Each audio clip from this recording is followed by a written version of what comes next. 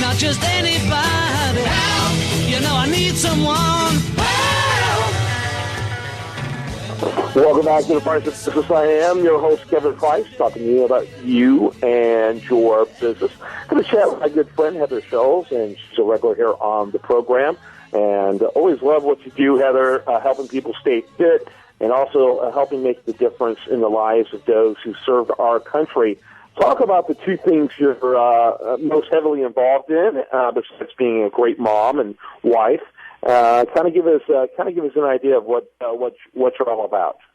Sure. Well, I'm one of those fortunate people who figured out what they love to do and turned it into a job. And even more lucky than that, I've gotten to do it with two projects in this life. So first, I started as a personal trainer in college, and after playing soccer at Texas A&M, and thought, this is something that people want to know about. Became a trainer, and 18 years later, I'm still doing that, and I'm fortunate enough to have a husband who has the same passion for helping people be fit and be happy and kind of turn their lives into a nice, balanced place for them. And in the last 5 years, I've had the opportunity to start a different venture with some girlfriends of mine after reading the book Lone Survivor.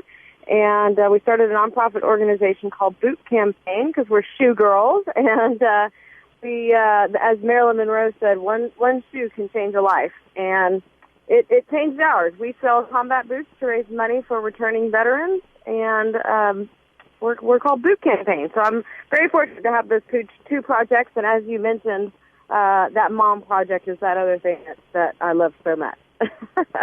That's great, and I think what you've been doing is fantastic, and it sounds like you're a little ADD like I am, and so I have multiple projects, and I think that helps keep me sane, and that sounds like it's kind of part of your formula as well. Definitely. The problem is I don't know which one to call a side project because I love them all too much, so I think we're in the same boat there. Yeah. So, what do you have going on? I mean, now you're well into, I'm not sure if we're formally in summer, but we're in Houston, so summer starts in early March anyway here. But you got people in summer mode and certainly out of the winter mode and thinking about better self-care. So, talk about what's happening in the personal training front. Well, it's a great point, and especially as you said, here in Houston, the heat and the humidity tends to disrupt all those well-laid plans that people had for those that summer weight loss programs. So, yeah, a lot of what we focus on with our clients right now is general overall activity, how to start managing your diet this time of year. It tends to be a little bit easier for people. They don't seem to be starving when they're sweaty and just trying to make it around town. So that part is easy, but we focus a lot on the diet side of things and kind of what's nutritional and just being active. Right now, it's hard to really want to push yourself when it is so hot outside. So, but, indoor activity and just overall tracking things like your steps with a pedometer, or I know the Fitbit has become very popular. Some of these tools that we have now, and the Fitbit's a great example. It tracks your steps, it tracks your sleep, and it's more of a lifestyle tracker, and especially as a lot of the parents and kids and families go into the summer months when they've got a lot of time off and not that schedule that we have during the year that kind of helps us stay on track. It's important to just look at your lifestyle and look at the day-to-day changes. We've all got to eat every day. We all get around every day, so trying to make a focus on the healthier and more active lifestyle versus, intense exercise over the summer when we're all over the place, and especially with the heat. Yeah, well, at least you hope they will. I just see, I lived to be outside when I was a kid, and a lot of it had to do with the fact it wasn't nothing about me being a better kid or more athletic. Certainly wasn't more athletic. It just had to do with the fact that my options indoors were so limited.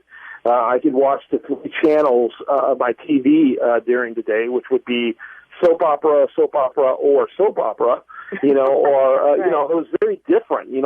Growing up in the 1960s is really different than being raised in the 21st century, where the engagement, with toys that are so incredibly advanced and beyond the realm of imagination just a generation ago, is just incredible. are you finding parents talking to you about what do we do about getting the kids more involved in exercise and that type of thing? Absolutely. You'd be amazed at the amount of increase I've had, and just in this 18-year span, which, is a generation or so, of definitely, I see a lot of children, and definitely in the summer, they lose that regular day-to-day routine and activity.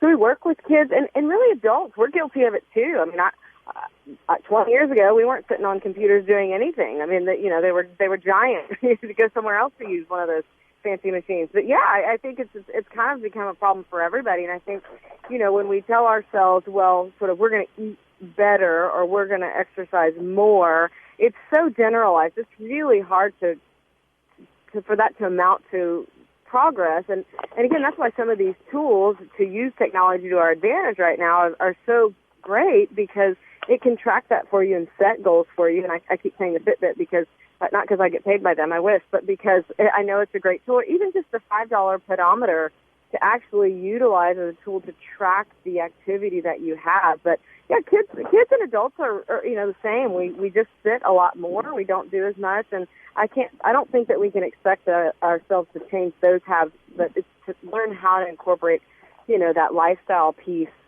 in with the technology, because that's not going to change. But walk and listen to a book, walk on the treadmill and watch Netflix. I mean, that's one of my favorite things to do. Otherwise, I don't want to do it either. Yeah, and people, should be looking at controlling the device. Maybe you only allow your child an hour on that device, which may be too much when you consider 8 hours of a 24-hour day is already spent sleeping. But still, limit the exposure, or otherwise they'll just completely veg out. There's linkage, I'm sure, between obesity and pure online entertainment. What in the world is hide and go seek? What is capture the flag? These are great concepts that I couldn't have survived my childhood unless we did that in our front yards. Right. Well, and of course, people don't come to me for parenting advice, so I'd say let's not talk about the device and let's talk about the exercise. And typically, what I see with most of our younger people is they enjoy the exercise, so they can then choose that as a priority. Okay, well, I'll get my steps for today, which ends up cutting back on the other things. So, like I said, it's kind of hard to expect that we're really going to not utilize our technology and not get lost in it. But if we can have another goal based on activity, then usually that will decrease, which is really nice. Yeah, I know in my own case I have to have discipline around it. I have to allocate time every day to make sure I meet my objectives. And you were mentioning various tools like Fitbit and those type of things. One that is free to anyone with a smartphone is the one I use, which is the app called Moves. And with that app, I literally, monitor my steps every day. I make sure I get a minimum of 10,000 in, which I virtually always do. And that kind of thing is really transformative and really gets more purpose in my walking and makes me think about, hey, it's okay if I park on the outer edges of the parking lot of this, mall, because I can use every step to get, to that mall. Things like that. And you begin to think differently as far as being inconvenienced. I volunteered to go shopping because I can get a lot of steps in just walking around the grocery store. Yeah, no kidding. Well, it's a great point. I mean, that's using the technology to our advantage so that it's, if it's going to be our going to be consuming us, it might as well help us get to where we need to go. And thank goodness for all those tech people and those app companies that help us do that.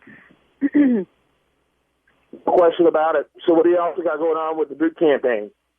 Oh, gosh, we have got so many events all over the place. It has been a wonderful year for us. We have been photographing some Hollywood people, which has been really fun, some Dancing with the Stars and some big name things, which has been a great, shed a great light on us right now as we launch into our Push-Ups for Charity fundraising event, which is our largest fundraiser of the year, and anybody can host it anywhere, which I think is such a great draw. And you can raise $2 or you can raise $2,000. We'll take it all, but it's been really great. We've had a great year kind of publicly, and behind the scenes, obviously, what that allows us to do is help, more and more families with our military recovery fund, which has just been amazing. People don't probably hear those stories in the big magazines, but they're out there. If you go to bootcampaign.com, you can check our newsletter and look at some of the families we're helping. And we've got a bride we're helping coming up who just got a free wedding dress and a free wedding next month here in Texas. So big things over here at Boot Campaign. Yeah, and give your fitness website as well. Yes, prescriptionfitnessonline.com, or you can go to Prescription Pantry and check out a 1-month program we've got going on that you get all your nutrition and all your exercises in your inbox to jumpstart your lifestyle in June. I love it. Heather Show, as always, love having you on, and look forward to talking to you again soon. Love being on. Thanks, Kevin. You bet. When we come back, much more for you. Do want to remind you, best content here shows up over there at usdailyreview.com, listening to The Price of Business.